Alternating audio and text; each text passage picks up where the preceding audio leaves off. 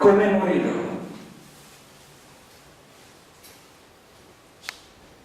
Sole smorzato rapidamente, riavvolto da nuvole.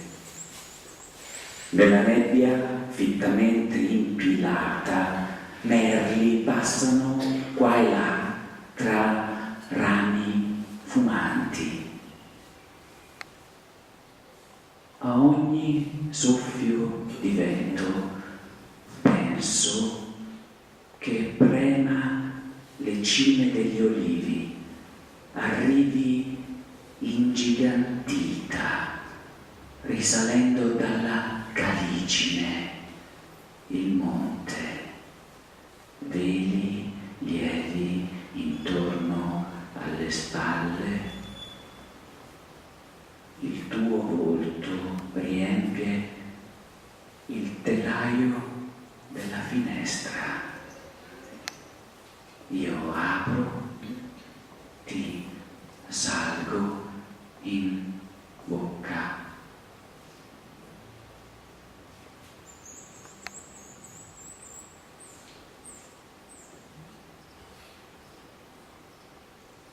Dopo l'inverno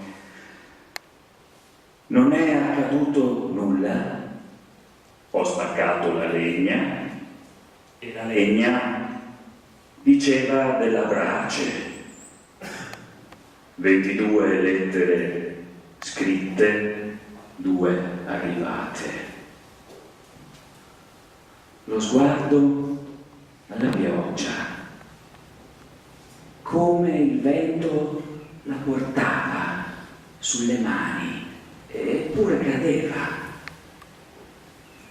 Un altro sono adesso.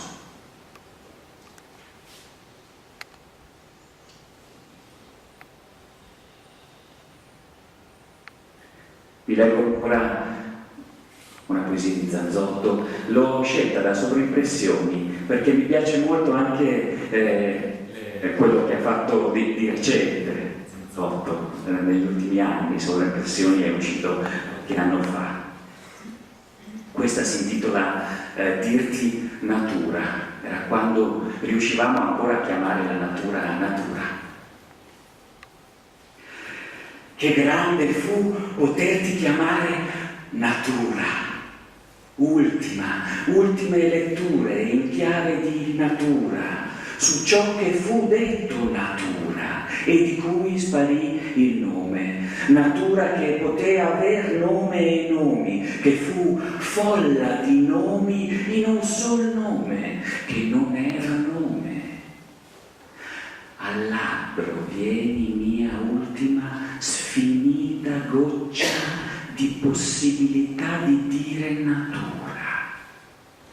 Non hai promesso né ingannato, perché mai fu natura, mai fu, ma vieni gocciola o lacrima, scaturisci dal labbro natura, tu pura impura, pertinenza, dispertinenza di nomenclatura, ardente e vana, spenta e sacramentana, tu sbagliata lettura, ora travolta in visura di loschi affari, fatta da